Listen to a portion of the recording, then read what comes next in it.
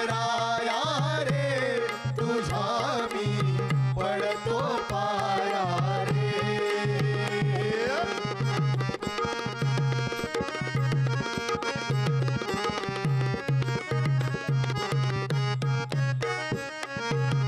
कार्यारंभी गण तुझा गाऊनी, कार्यारंभी गण तुझा गाऊनी, रसिक जाऊ दे ताल सुरात घाऊनी, रसिक जाऊ दे ताल सुरात घाऊनी. तुझ्या कृपेचा वरद हस्त तो, तुझ्या कृपेचा वरद हस्त तो, राहो आभावर वंदितो गजमुख लंबोदर, वंदितो गजमुख लंबोदर, वंदितो गजमुख लंबोदर. तुझला नमितो वंदन करीतो, तुझला नमितो वंदन करीतो, हे गणराया रे दे बळ आम्हा तुझे गुण गाया रे. हे गणराया रे दे बळ आम्हा तुझे गुण गाया रे. हरी हरी. हे गणराया रे तुझा मी पडतो पाया रे. हे गणराया रे तुझा मी पडतो पाया रे.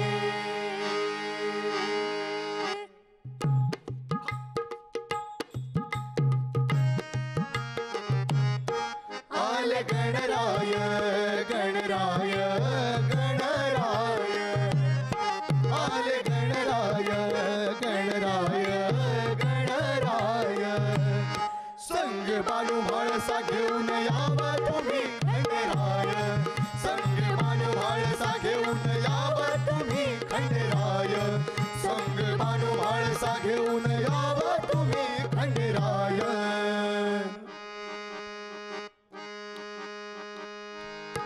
या हो रसिकानो रसिकानो रसिकानो, या हो रसिकानो रसिकानो रसिकानो. सेवा भोळी ही घ्यावी गोड मानून, सेवा भोळी ही घ्यावी गोड मानून. लोकसंगीताचं दान माय मराठीचं गुणगान, लोकसंगीताचं दान माय मराठीचं गुणगान, लोकसंगीताचं दान, लोकसंगीताचं दान माय मराठीचं गुणगान, लोकसंगीताचं दान माय मराठीचं गुणगान, लोकसंगीताचं दान माय मराठीचं गुणगान. सुस्वागतम सुस्वागतम सुस्वागतम. सगळ्यांचं खूप खूप स्वागत आहे पुढारी न्यूज आणि खऱ्या अर्थानं दिवाळीच्या विशेष कार्यक्रमात, जेव्हा मी अनेक कलाकारांना इकडे इन्व्हाइट केलं आहे. कशाला माहिती आहे का, म्हणजे माझा असा विचार आहे की कशाला फटाके विटाके फोडताय. अहो सुरांचे फटाके जेव्हा पुढारीवर सुरू आहेत तेव्हा तुम्हाला अजून फटाक्यांची गरज काय. आणि आज खऱ्या अर्थानं आपले मातीतले फटाके फोडण्यासाठी, मातीतले सूर फोडण्यासाठी खरं आपल्याकडे फोकलोक आले. फोकलोक खूप खूप स्वागत आहे तुमच्या सगळ्यांचं. आणि खऱ्या अर्थानं तुम्ही गणाने खरं सुरुवात केली आहे, त्यामुळे गणानंतर आपण काही बोलू नये असं म्हणतात, पण आपण बोलतोच, त्यामुळे आपण गप्पा मारत मारत आज गप्पा करणार आहोत. सगळ्यात पहिल्यांदा तुमचं स्वागत आहे. आणि स्वागत करत असताना मला आत्ताच तुम्हाला धन्यवाद द्यायचे आहेत, कारण काय दिवाळी संध्या, दिवाळी पहाट, दिवाळी म्हणजे दुपार वगैरे कार्यक्रम सुरू असताना तुम्ही पुढारीपर्यंत आलात, त्यामुळे सगळ्यात धन्यवाद तुमचं सगळ्यांचं.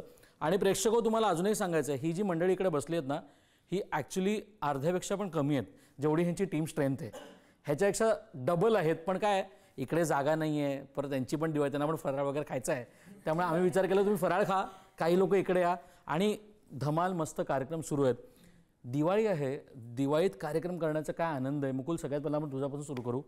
फोक लोक कार्यक्रमचा जबरदस्त आहे, पण दिवाळीत करत असताना काहीतरी वेगळं पण असतं रे, कारण उत्सवाचं समीकरणच आहे की आपण सगळे एकत्र येतो आणि दिवाळीच्या माहोलमध्ये परफॉर्म करताना कसं काय फिलिंग आहे, प्लीज सांगा मला.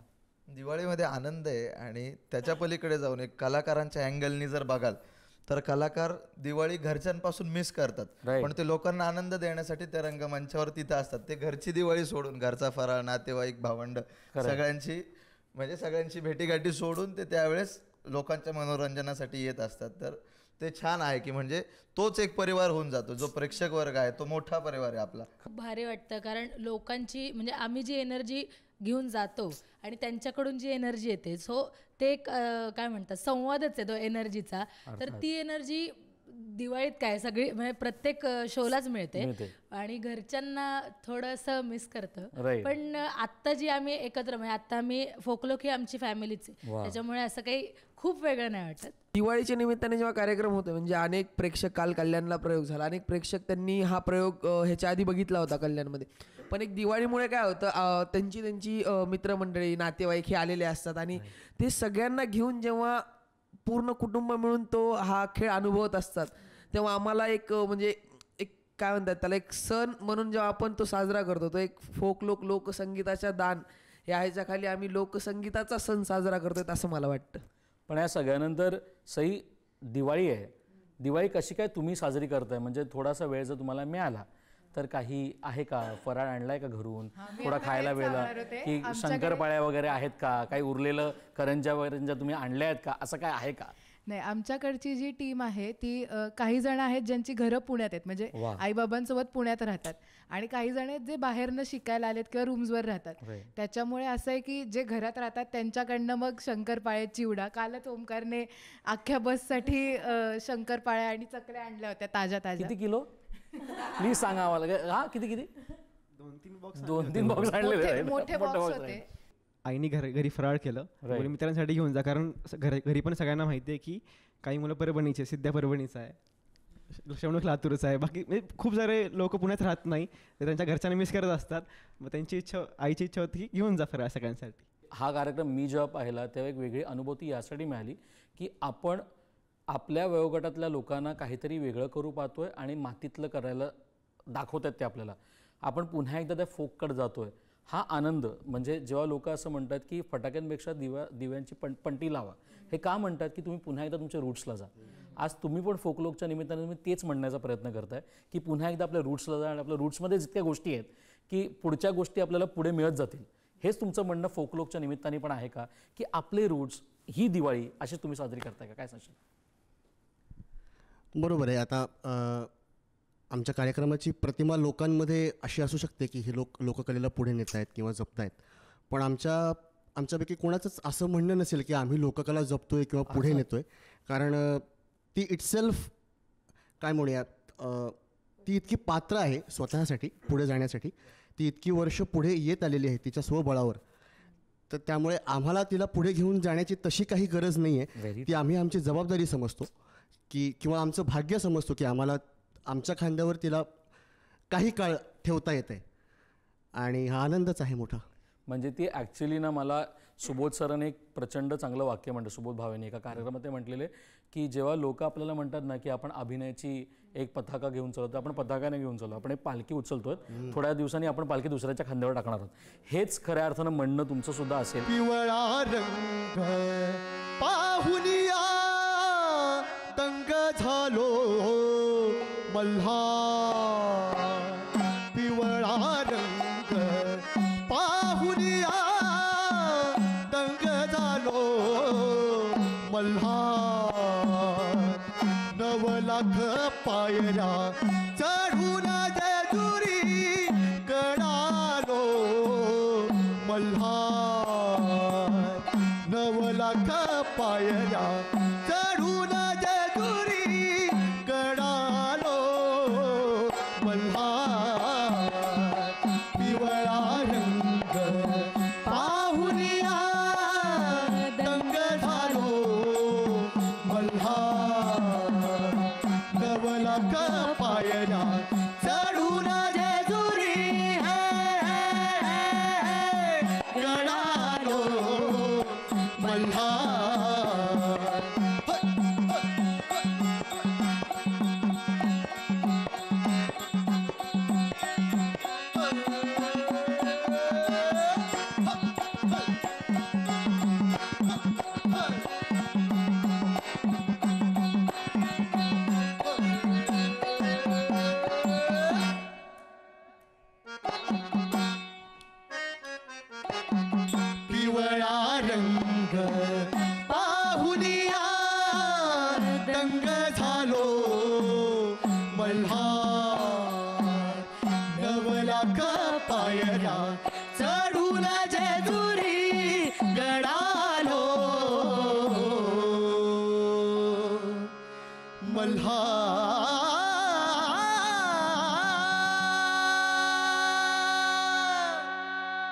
ज्या प्रोसेसबद्दल तू म्हटलास अरे मुकुल की ना आपल्याला एक ओळ मिळणं, त्याच्यानंतर त्या ओळीवर आपण रिसर्च करतो, त्या रिसर्चमध्ये आपल्याला काय सापडतं नाही सापडतं, पण आपला अभ्यास सुरू असतो कुठे ना कुठे. जसं इंग्लिशमध्ये एक शब्द आहे की it is churning, it is journeying आपलं म्हणतो ना आपण, तसंच कायचं सुरू आहे का की आपल्याला जर ओळ मिळाली तर त्याचा काहीतरी अभ्यास करून आपण हे गाणं कंप्लीट करूया. हे जे आहे ते प्रोसेसबद्दल आम्हाला सांगा ना तुमच्या फोकलोकच्या गाण्याबद्दल. मला असं वाटतं की आता बऱ्याच रचना अशा आहेत पारंपरिक, म्हणजे जे गोंधळी लोकांच्यातल्या असतील, वाघ्या मुरळी लोकांच्यातल्या असतील, किंवा अनेक दुसऱ्या शाहिरी, भेदिक शाहिरी याच्यातल्या. पण काही काही रचना ना म्हणजे त्याचं डिजिटलायझेशन किंवा पुस्तक स्वरूपात म्हणू शकतो, किंवा अभ्यासकांसाठी त्या तेवढ्या प्राप्त नाही आहेत, म्हणजे खुल्या नाही आहेत. त्याचं जतन म्हणजे पिढ्यानुपिढ्या मॅन टू मॅन मौखिक स्वरूपात झालेलं आहे. तर ती कधीतरी ती थोडीशी खंत वाटते की अरे आज काळ एवढा सुधारलाय, तर या काळामध्ये ती गोष्ट व्हायला पाहिजे, जेणेकरून आमच्यासारख्या लोककलेची आवड असणाऱ्या अनेक मुलांसाठी, अनेक युवा मुलांसाठी ते खुलं होईल काहीतरी अभ्यासण्यासाठी. कारण फोकलोकचा प्रवास आमचा याच कुतूहलातून सुरू झालेला आहे. फोकलोकमध्ये आम्ही ज्या ज्या रचना सादर करतो त्याच्यामध्ये आपली लोककला म्हटल्यावर पारंपरिक वाद्य येतात, म्हणजे ढोलकी असेल, संबळ असेल, चंडा असेल, किंवा अनेक पारंपरिक वाद्य जे आपण म्हणतो ती आहेत. पण त्याचबरोबर बेस गिटार असेल, अकॉस्टिक गिटार, कहोन, पियानिका अशी वाद्य पण आहेत. कारण का म्युझिक हे युनिव्हर्सल आहे. म्हणजे लोकसंगीत हे आपल्या मातीतलं संगीत जरी असलं तरी पण संगीत हा दुवा सर्वांसाठी आहे. त्याच्यामुळे जेव्हा आपण म्युझिक याला युनिव्हर्सल म्हणतो तेव्हा ते मांडण्याची पद्धत किंवा ती सादरीकरणाची पद्धत ही पण इन्क्लुझिव्ह पाहिजे. म्हणजे अरेंजमेंट करताना किंवा सादर करत असताना त्या सगळ्या वाद्यांना इन्कल्केट करून काहीतरी छान प्रकारे ते मांडता येत असेल तर व्हाय नॉट. तुलाही असं वाटतं का जेव्हा तू आता या सगळ्या गोष्टीचा अभ्यास करतोस किंवा या सगळ्याच्या भोवती जेव्हा तुझे शब्द, तुझा प्रवेश किंवा तुझं सगळं मिक्स होतं, तर कुठे ना कुठे तुलाही अनेक गोष्टी सापडतात का की ज्या गोष्टी इतक्या वर्षांपूर्वी करून ठेवल्या आहेत ती आजही तेवढ्या सातत्याने, एवढ्या सातत्याने खऱ्या वाटतात? आजच्या युवकालाही असं वाटतं की बाबा हे माझ्यासोबत घडतंय अरे. मग तुला असं जाणवतं का जेव्हा तू ते स्क्रिप्टिंग करतोय, जेव्हा तू आजच्या युगात तुझं काही सादर करत असशील अँकरिंगमध्ये, ते काय होतं का? हो, अनेकदा म्हणजे जेव्हा बतावणी सादर करत असतो तेव्हा प्रत्येक वेळी काहीतरी वेगळं सापडतं. म्हणजे जेव्हा आम्ही आठवतो की पहिला खेळ कसा झाला होता आणि आत्ताचा खेळ जो होता ह्याच्यामध्ये झालेला बदल, किंवा सगळ्यांसोबत असल्याच्या नंतर त्यांच्याकडून संगीताचं जे काही ऐकायला मिळतं, किंवा नवीन नवीन शब्द असतील किंवा जे जुने शब्द, म्हणजे आपण आपल्या महाराष्ट्रात बघितलं की मराठी भाषेला म्हणजे असं प्रत्येक ठिकाणी त्याची एक वेगळी शैली आहे, बोलण्याची वेगळी पद्धत आहे, शब्द आहेत. तर ते प्रत्येक ठिकाणचे शब्द कुठे काय कशाला काय म्हणतात आणि त्या शब्दांचा गोडवा, मुळात तो गोडवा फार महत्त्वाचा आहे. तर तो गोडवा अजून कसा आणता येईल, किंवा प्रत्येक ठिकाणी आम्ही जेव्हा प्रयोग करतो, जेव्हा पुण्यात करतो, मुंबईत करतो, किंवा मराठवाड्यामध्ये प्रयोग झाले, तर नाशिकमध्ये प्रयोग होतो, तर तिथे गेल्याच्या नंतर तिथला एखादा शब्द जो लोकांना तो फार जवळचा असेल ते शब्द कसे वापरता येतील. कौतुक आपल्या मराठी भाषेचं काय आहे की भाषा जरी बदलते तरी आपली समृद्ध भाषा आहे तिचे, त्यामुळे आपण त्याला वरच्या लेवलला घेऊन चाललोय. ह्याचं पण एक गाणं तुम्ही केलं का आणि ह्याचं गाणं तुम्ही सादर करणार का? प्लीज सांगा कोणी. हो, हे गाणं आम्ही सादर करूच, पण त्याच्या मागची बॅक स्टोरी जी आहे तर ती सांगतो. तर या गाण्याचे शब्द आहेत की माझी मराठी भाषा मला तिचा अभिमान, बोलतो ठोकून छाती ऐका देऊन ध्यान. बरोबर, अशी ही शाहिरी रचना आहे. तर हे गाणं म्हणजे असं काही ठरवून झालं नाही, पण ही खंत होती मनामध्ये की आता मी मराठी माध्यमात शिकलेला विद्यार्थी, मला अभिमान, खूप धन्यवाद वाटतं की मी माध्यमात शिकलेलो आहे. पण म्हणजे आजकालच्या, आता माझा लहान भाऊ आहे तर तो ICSE माध्यमाच्या विद्यालयामध्ये, आता त्यांच्या शाळेत चालणाऱ्या काही गोष्टी बघितल्या की मला खूप त्रास होतो, नकळत होतो. आणि त्या मुलांबद्दल वाईट काय वाटतं म्हणजे आपल्या भावंडांबद्दल की म्हणजे मातृभाषा जी आहे, म्हणजे आज सरकार मूल्य शिक्षण या गोष्टीवर अनेक उपक्रम राबवते, अनेक पैसे खर्च होत असतील त्याच्यावर, किंवा योजना राबवते.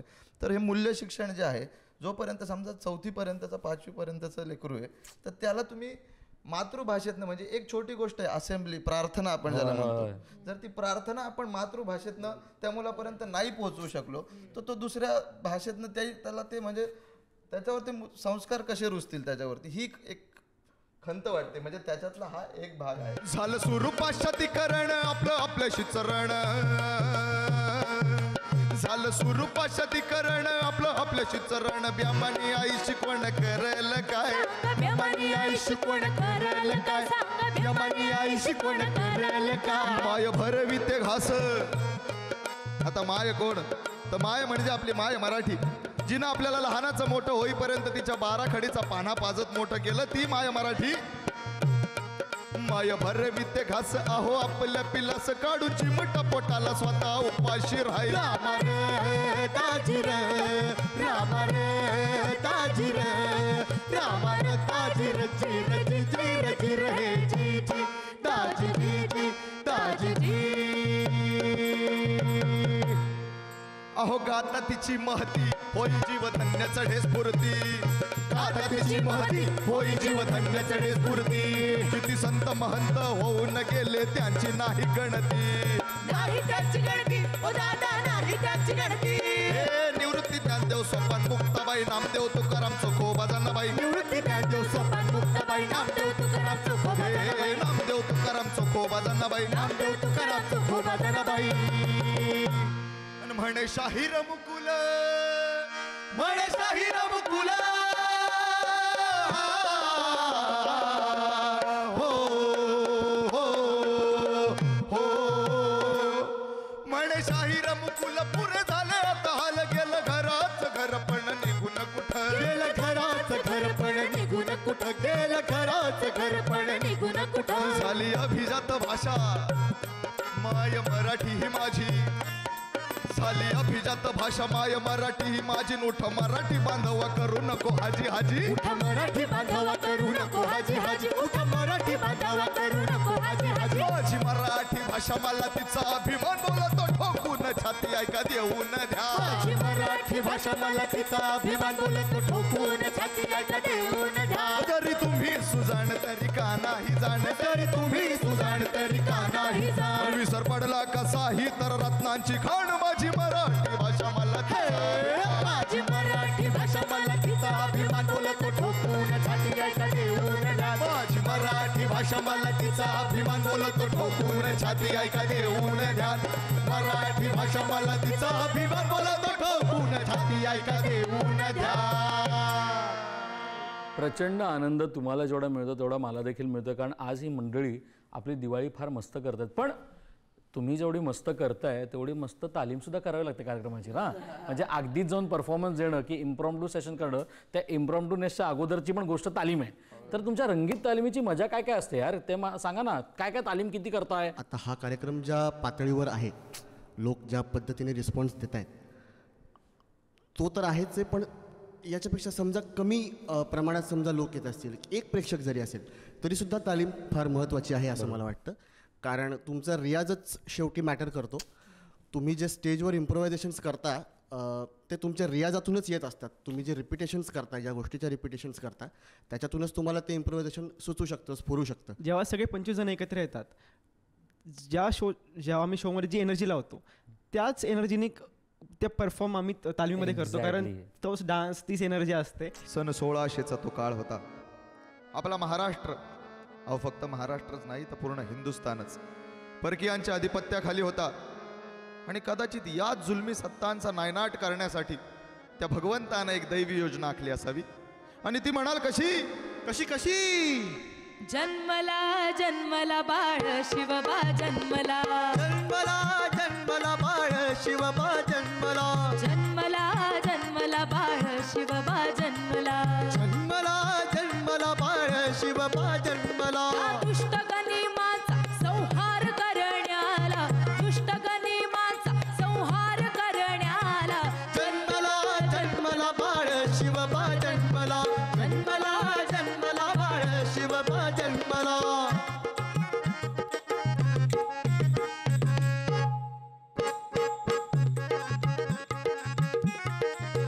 वाजे सनई चौघडा दोर पाळण्याचा ओढा. वाजे सनई चौघडा दोर पाळण्याचा ओढा. दोर पाळण्याचा ओढा बाया गाती हो पाळणा. दोर पाळण्याचा ओढा बाया गाती हो पाळणा. बाया गाती हो पाळणा. बाया गाती हो पाळणा. बाया गाती हो पाळणा. बाया गाती हो पाळणा. खूप धन्यवाद. तुम्ही इथं आलात वेळात वेळ काढून आणि आमचं प्रचंड प्रमाणात मनोरंजन जे तुम्ही स्टेजवर करता ते तुम्ही आज पुढारीच्या स्टेजवर केलं आहे. पण या सगळ्यानंतर मला एक एक वाक्यात जर तुम्हाला सांगायचं असेल, फोक लोकला कुठे बघता तुम्ही आत्ताच्या घटकेला आणि येणाऱ्या काळात कुठपर्यंत तुम्हाला तुमच्या 26 लोकांना, कारण मी 26 लोकांचा उल्लेख यासाठी करत कारण तुम्ही 26 लोक आज इकडे बसलात. तुम्ही जरीही 6 लोक असाल तरी 26 लोक आज इकडे आलात.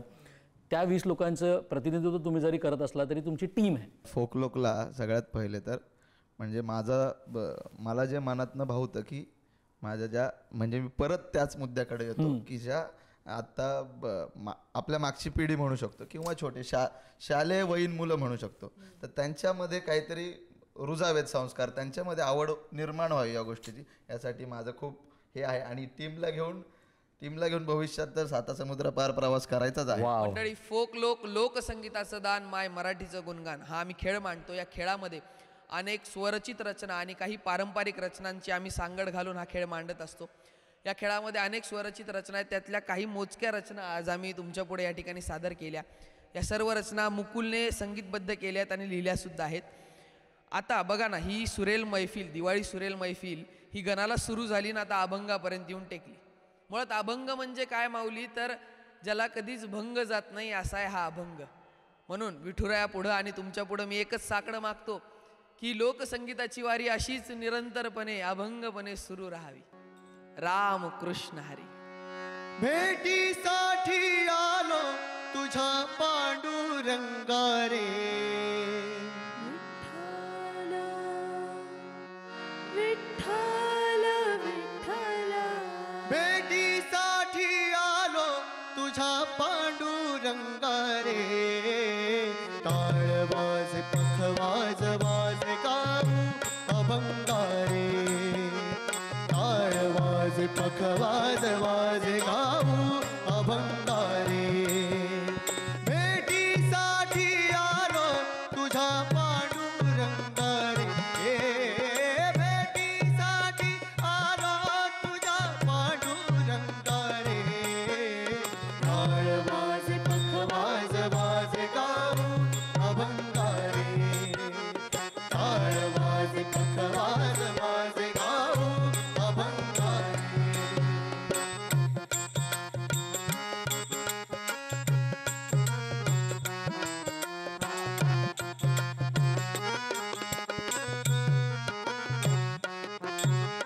बांधुनी गाठोड घराला लावूनी टाळ,